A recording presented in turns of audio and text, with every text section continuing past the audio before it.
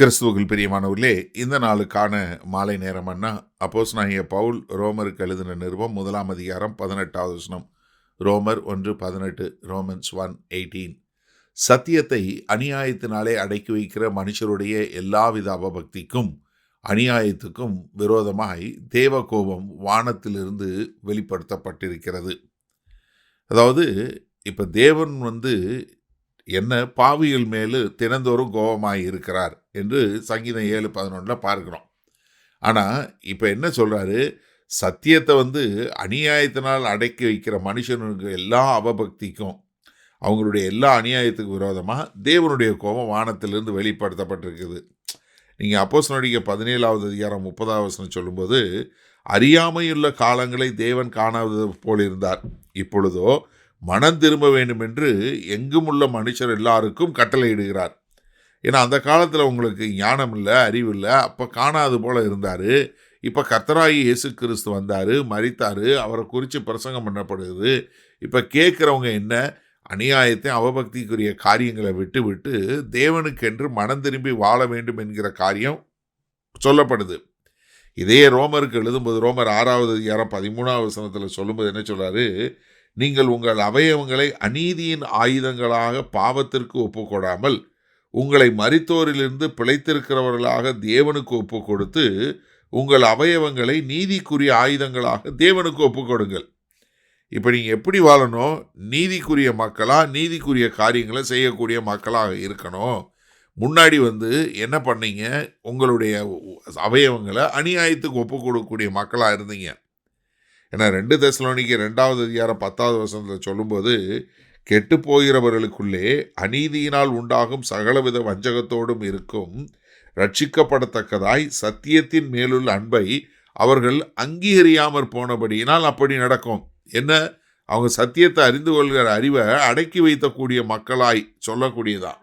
அதனால தான் பேதுரு எழுதும்போது, பேதுரு தன் நிருபத்தில் சொல்ல 2 பேதுரு 2வது அதிகாரம் 13வது வசனம் சொல்லும்போது, இவர்கள் ஒரு நாள் வாழ்வை இன்பம் என்று எண்ணி கரைகளும் இச்சைகளும் ஆயிருந்து உங்களுடைய விருந்துண்ணுகையில் தங்கள் வஞ்சனைகளில் உல்லாசமாய் வாழ்கிறார்கள். இவங்க யாரு, பொருளாசை இருதயத்தை இவங்கெல்லாம் செம்மையான வழியை போட்டு விட்டு போன அப்படி கூட மக்கள். அதனால தான் அவர்களை குறித்து சொல்லும்போது அப்போ யோவான் சொல்லும்போது என்ன சொல்கிறாரு, அநீதி எல்லாம் பாவம்தான். ஏன்னா 1 யோவான் 5:17 சொல்லும்போது என்ன சொல்கிறார், அநீதி எல்லாம் பாவம்தான். அப்போ இங்கே என்ன, இவர்கள் என்ன பண்ணிட்டாங்க, தேவனுக்கு எதிராக சத்தியத்தை அடக்கி வைத்து தேவனுக்கு எதிராக எல்லா விதமான அவபக்தியும் அநியாயமும் விரோதமாக செய்யும்போது இப்பொழுது தேவனுடைய கோபம் வானத்திலிருந்து வெளிப்படுத்தப்பட்டிருக்குது. ஏன்னா தேவன் என்ன பாவிகளை தண்டிக்காமல் விட முடியாது. அது ஏன்னா அவர் நீதிபரர். அதனால் அவர் என்ன பண்ணணும், நீதியாக காரியங்களை செய்ய வேண்டும். அதற்காகத்தான் அவர் நீதிபரராக இருக்கிறாரு. அதை செய்யக்கூடிய காரியத்தில் அவர் கர்த்தர், அவர் நீதிபரராக இருக்க வேண்டும். சரி, இந்த நாளில் இந்த வசனத்தை நம்ம எப்படி எடுத்துக்கொள்வது?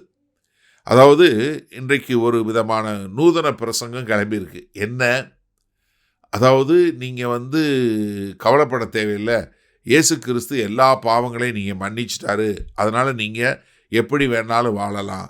இல்லை, அது இல்லை, மிக தெளிவாக சொல்லியிருக்கு. ஏன்னா ரோமர் 6:13 சொல்கிறாரு, நீங்கள் முதல்ல உங்களுடைய அவயவங்களை நீங்கள் பாவத்துக்கு ஒப்பு கொடுத்தவங்களா இருந்தீங்க, இப்போ நீங்கள் ஒரு பரிசுத்த வாழ்க்கை வாழ அழைக்கப்பட்டு இருக்கிறீங்க. ஏன்னா சத்தியத்தை அறியாமல் இருக்கும்போது நீங்கள் செய்யக்கூடிய காரியத்துக்கு வரக்கூடிய தேவ கோபமும் அதற்கு வரக்கூடிய தண்டனையும் வேற.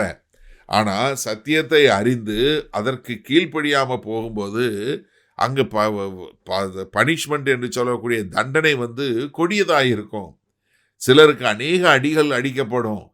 ஏன்னா நம்ம எல்லாருக்கும் தெரிஞ்ச வசனம் என்ன, எவனிடம் அதிகமாக கொடுக்கப்பட்டதோ அவன்கிட்ட அதிகமாக கேட்கப்படும். அப்போ தேவனை அறிகிற அறிவுக்குள்ளே நம்ம அந்த சத்தியத்தை அறிந்த பின்பு அந்த சத்தியத்தை அநியாயத்தினால அடக்க முடியாது. அது அவபக்தியினாலையும் அநியாயத்தினாலையும் அடக்க செய்து என்ன பண்ண முடியாது. அப்படி பண்ணிங்கன்னா தேவனுடைய கோபம் உக்கிரமாக இருக்கும். அதனால தான் இன்றைக்கு சபைகளில் இருக்கக்கூடிய மக்கள் மிக ஜாக்கிரதையாக கர்த்தருடைய வார்த்தைக்கு ஏற்றாற் போல வாழ வேண்டிய ஒரு கட்டாயம். ஏன்னா நமக்கு தேவனைப் போல வாழ வேண்டும், தேவனுக்கென்று வாழ வேண்டும் என்கிற அழைப்பு கொடுக்கப்பட்டிருக்கிறது. கிறிஸ்தவன் என்று சொல்லுகிறவன் அவன் கிறிஸ்துவை பின்பற்றி கிறிஸ்துவை போல வாழ வேண்டும். மறுபடியும் என்ன வாழ முடியாது? முன்னாடி பழைய மனுஷன் போல வாழ முடியாது. அதைத்தான் இங்கே மிக தெளிவாக சொல்கிறாரு. அப்போ என்ன? நம்ம ஒரு சத்தியத்தை அறிந்தவர்கள் சத்தியத்திற்கு ஏற்றாற்போல் வாழ வேண்டும். அப்போ உங்களுடைய வாழ்க்கை சத்தியத்தை அறிந்து கொண்டவனுடைய வாழ்க்கையை போல இருக்கிறதா? அதுதான் இங்கே கேள்வி. வல்லபிதாவே, இந்த செய்தியை கேட்டுக்கொண்டிருக்கிற ஒவ்வொருவரும் சத்தியத்தை அறிந்து கொண்டோம் என்று மறுபடியும் அநியாயமான வாழ்க்கை வாழ முடியாது, அவபக்தியான வாழ்க்கை வாழ முடியாது.